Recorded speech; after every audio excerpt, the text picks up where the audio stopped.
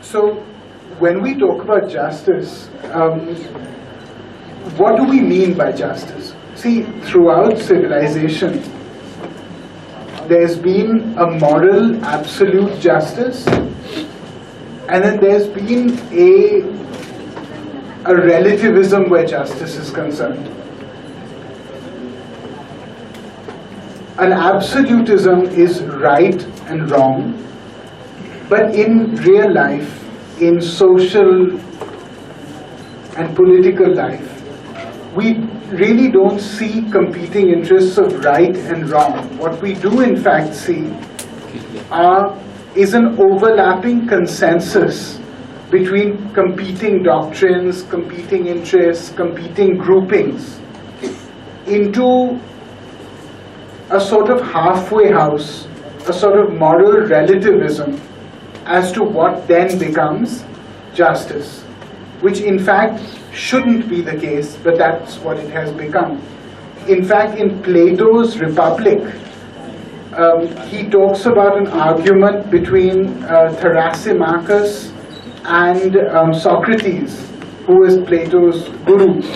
And Thrasymachus says that throughout history, and remember this is thousands of years ago, he said throughout history, it's always the powerful, madam, should I? He says that, and I quote, that those who are unjust, if they're powerful enough and smart enough to get away with their injustice, are always happier than the just. And if this was written thousands of years ago, then obviously this has been a recurring theme in human civilization. Let's talk about a few aspects of injustice which come to mind. No example is more graphic than the Union Carbide, which is now Dow Chemicals tragedy in Bhopal, which left 17,000 people dead and 50,000 people permanently disabled. About 5,000 women who could never have children after that.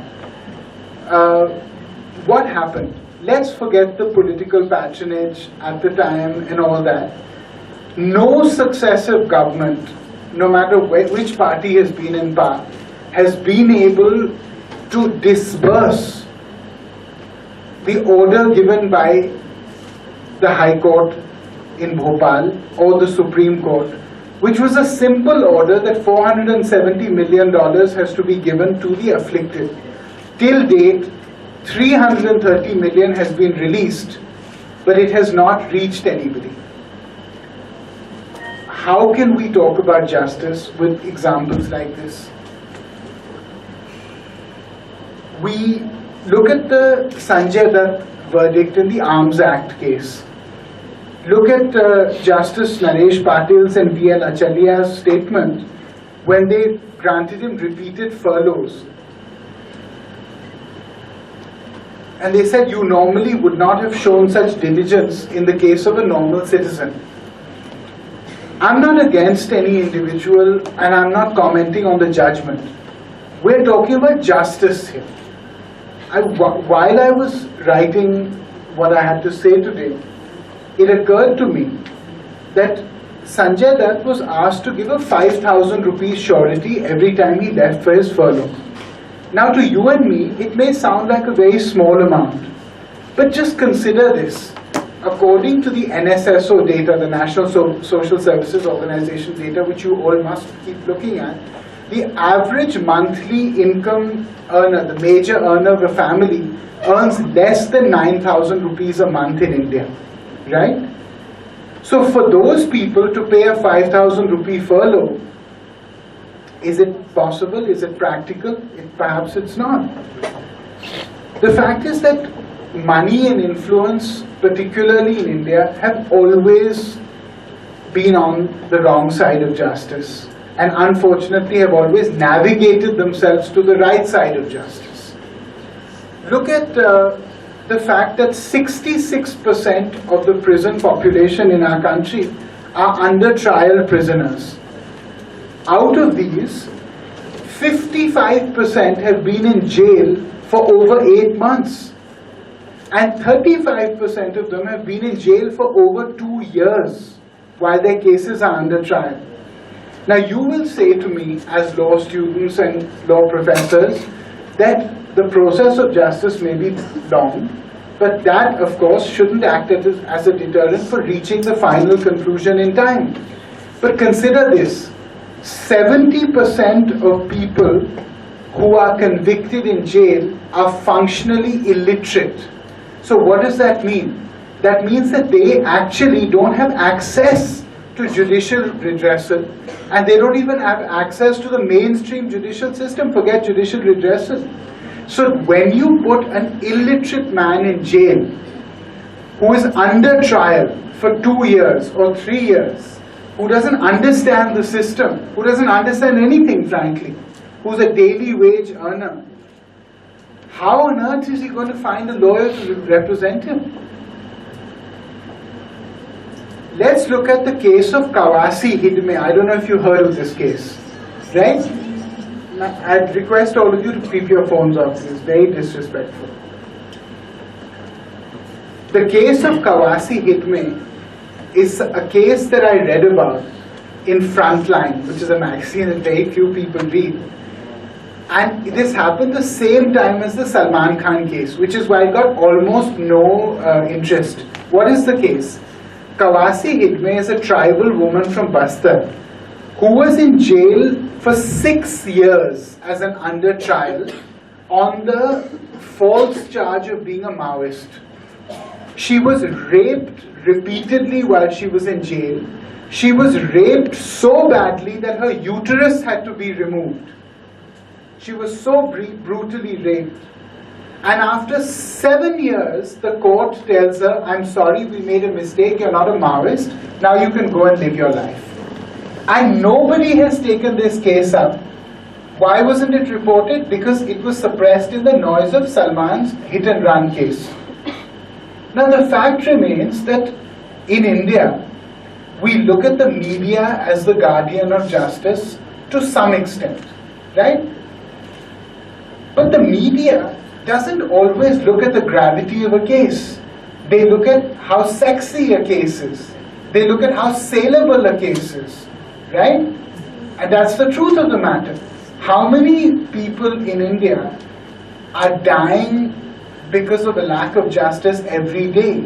And if you switch on India TV, you will see Bhains gir gayi kuein mein.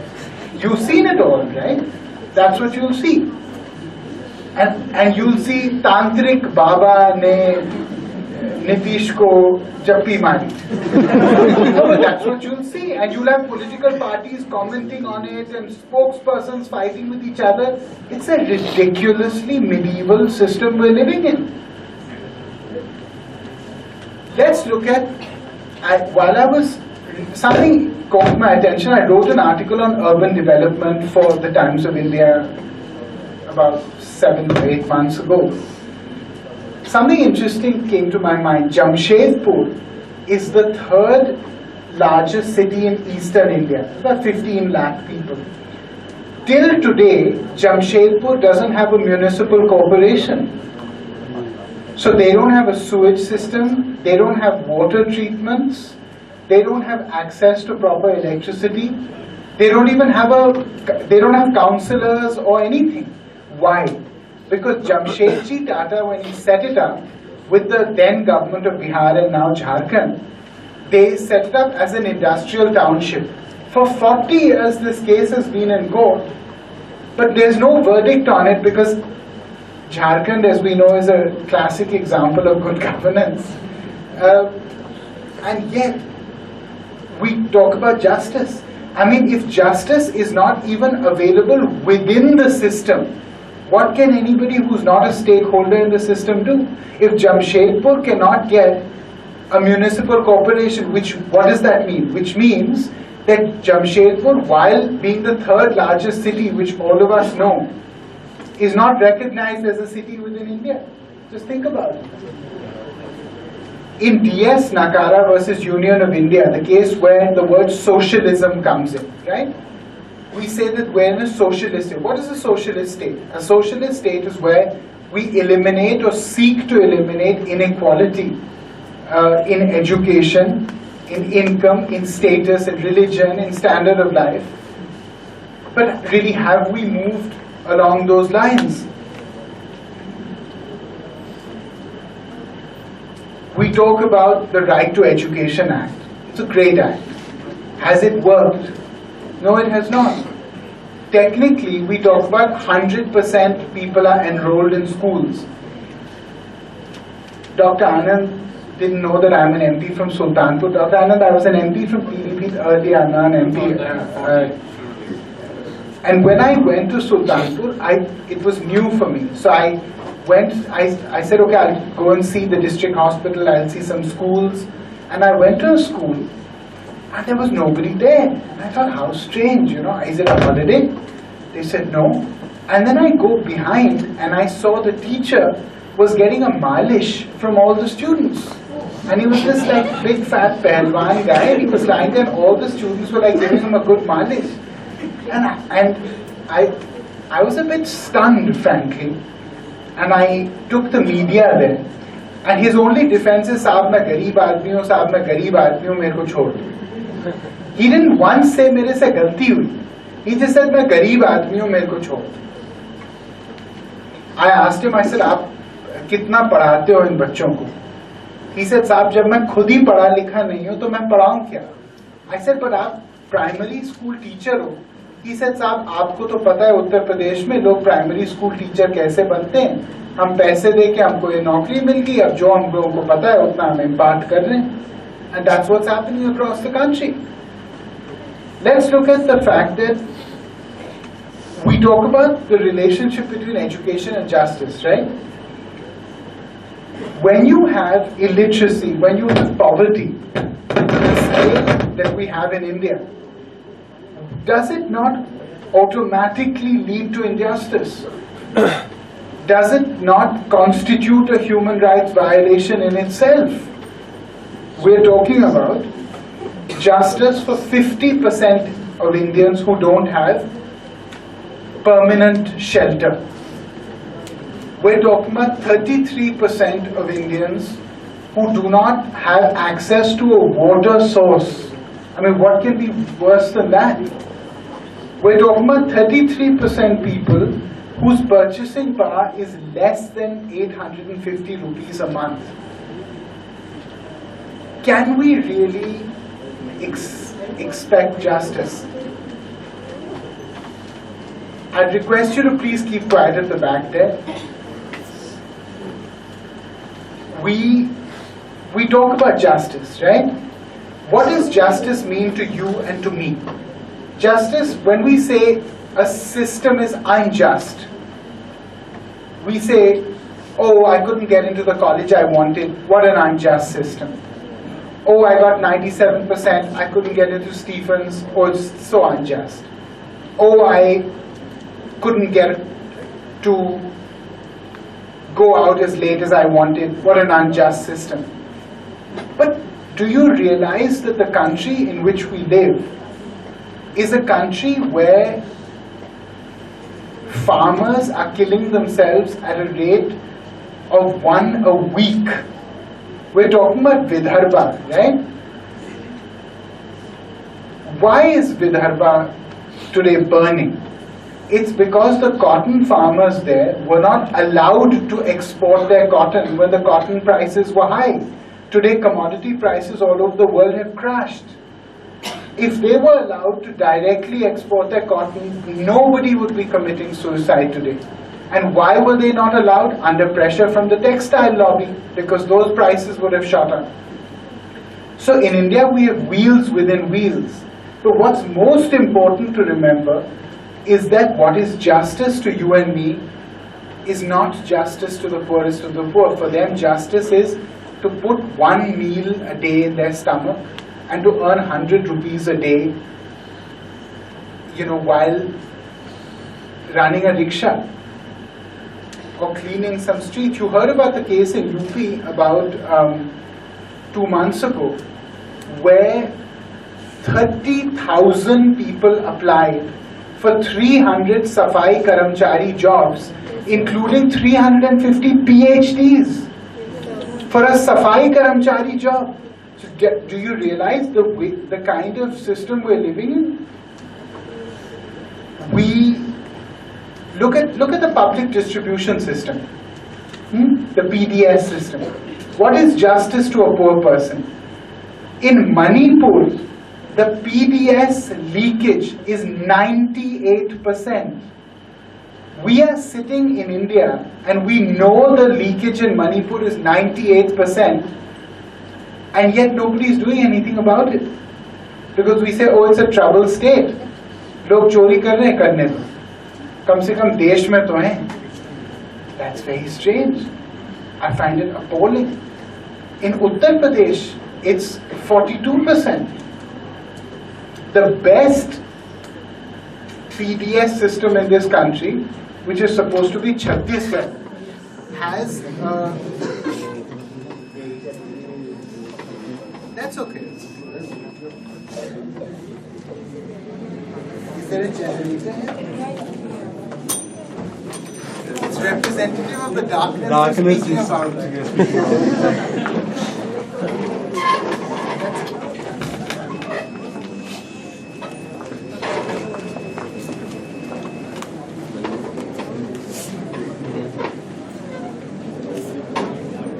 So, as I was saying, the best state for PDS in this country is supposed to be Chhattisgarh.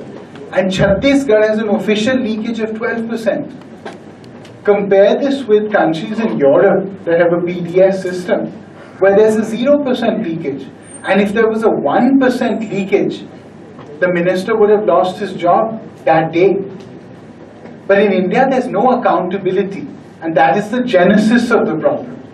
Let's look at,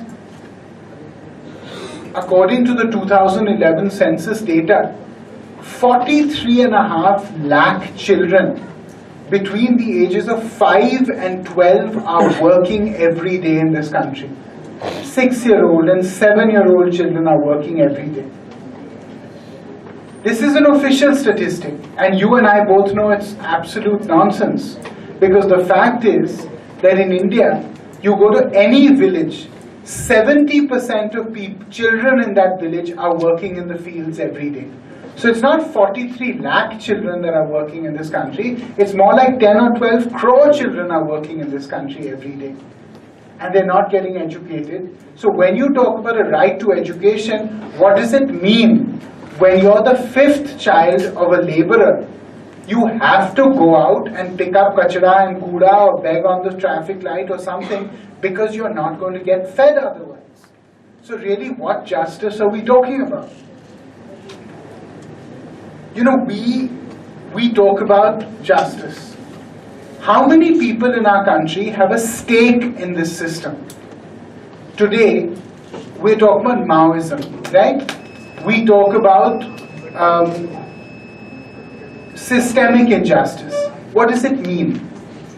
When a poor man goes to file an FIR at a police station, do you think that he feels comfortable while doing so?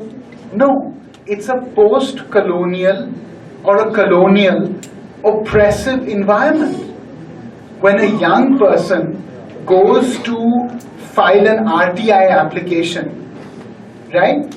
Do you think that people say, oh, how wonderful that you've come and file it? You know, they will ask you 50 questions, and at the end of it, you'll say, listen, I don't want to get into this jhamela. That's what will happen, right? So the fact is that where is or how deep are the stakeholders in our country? There are about 5% people in our country that actually have a stake in the future of this country. When you are a marginal farmer, or you're a minority, or you're a Dalit, or you're from a section of society where you, from the time you were born, have been told that you're not good enough. At the end of the day, you will never ever believe in the system. You will always feel that the system is skewed to disfavor you. People ask me, they say, why do people call you and say कि हमारे थाने में साहब झगड़ा हो गया है, बात कर लीजिए. 50% of the phone calls we get are to deal with the police and police alone. Why? Not just because the police is cruel and corrupt, which it is, but it's also because a common man sees the police as the other. He doesn't see it as my police. He sees it as a clandestine network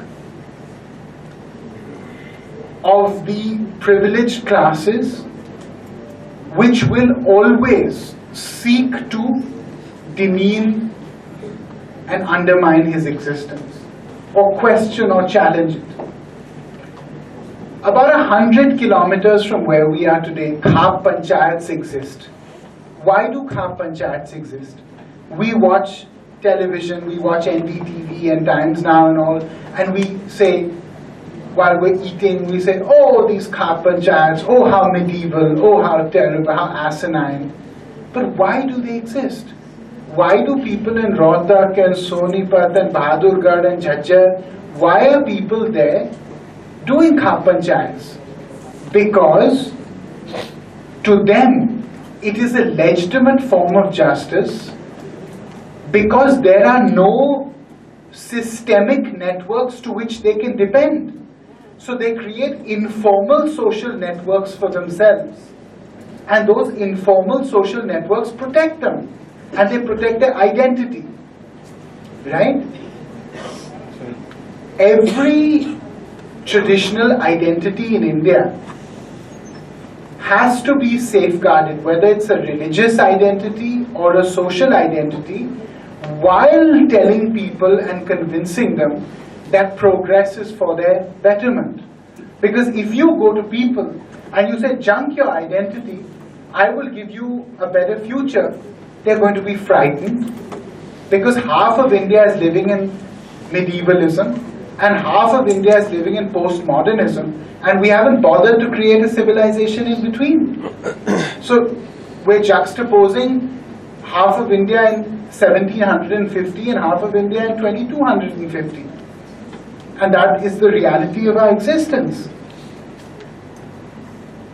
We talk about education, right? What is education? Is education merely the achievement of tasks? Is education the completion of a rote learning? Is it even skill development? Is it even equipping you to get a job? No. Education must be value-based. Education must breed empathy. We're talking about social justice here, right? The fact is that if Shehzad Poonawala had been my teacher, I would have probably been a better human being, because I would have probably learned 2 or 3 more things than I know today. Because he would have said to me that, listen, don't just look at this from your perspective. See, why is education failing us?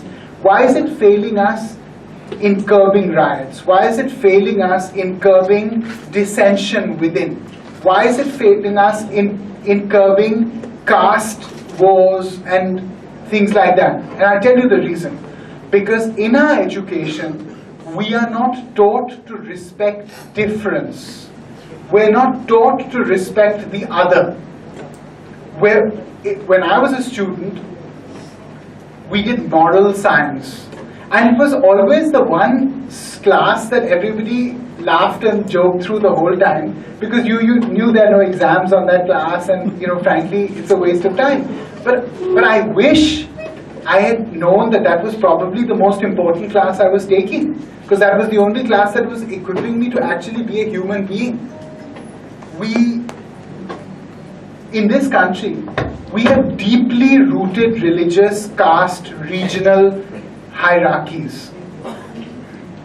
Our education system should be equipping us to challenge these hierarchies, or maybe to use a better word, to transform them, to actually take these hierarchies and move them to the 21st century in order to tell us that our identity doesn't really have to depend on how we're born, where we're born, what religion we're born with, what caste we're born in, what region we're born in, how fair or dark our skin is, etc., etc., etc.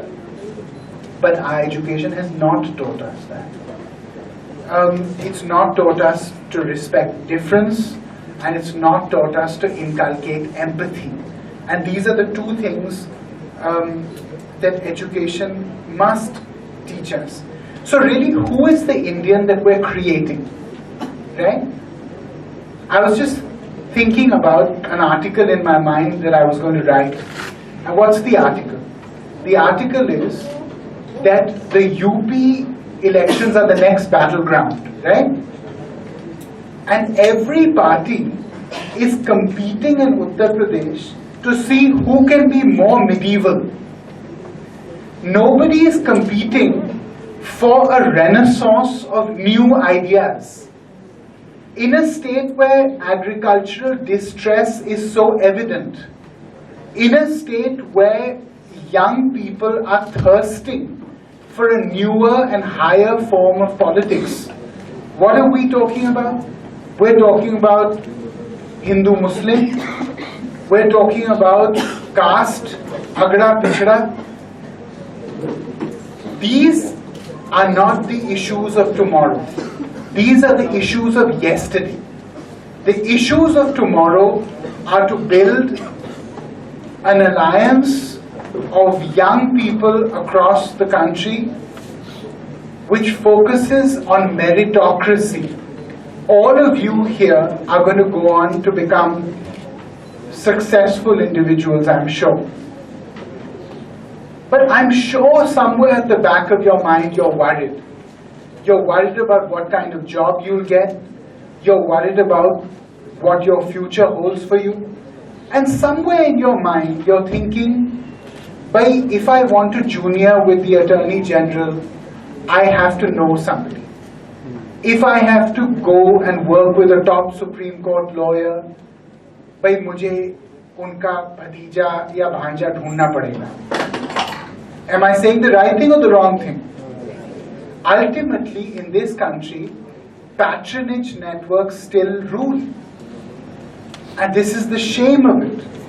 Because we're not talking about meritocracy, we're not talking about turning this population into an asset, we're not talking about new kinds of farming, we're not talking about labor reform, we're not talking about foreign policy and defense policy, because we're not taught how to think in India.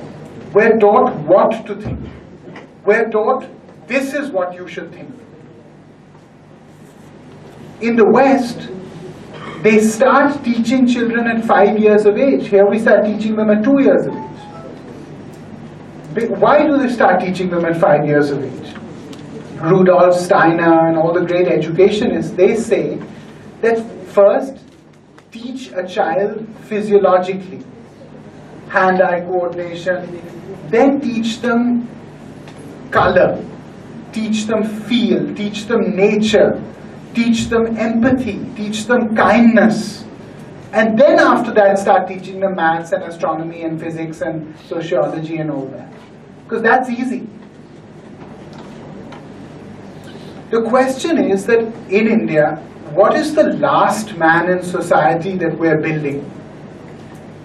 The last man in society today, forget justice. Justice is a pipe dream to him. Can he even live the life of a human being? No. Punjab, which is the grain bowl of India, look at what has happened to the farmers there. The maximum farmer suicide in the last 3 months has been in Punjab because all the crops have been ruined. And yet, I had gone to Punjab to give a lecture recently. one of the papers I write for is the Punjab Kesari in Jagwani. They had a big function in Jalandhar, and we had gone there. And I asked them, I said, what is the biggest problem here? And they said the biggest problem here and there and everywhere is that we've got an aspirational forge of young people who have nothing to do. Because a truck driver's son doesn't want to be a truck driver. Maybe he wants to be a singer or an artist, or maybe he wants to be a lawyer. But he doesn't have access to that kind of world. And therefore, farming is not productive anymore because farming is loss-making. So farmers are selling their land and they're moving to Delhi and they're living in slums. And this is the tragedy of the times that we live in. Do our classrooms reflect diversity? It's very important. They do not. How many people that I went to school with were from the repressed sections of society?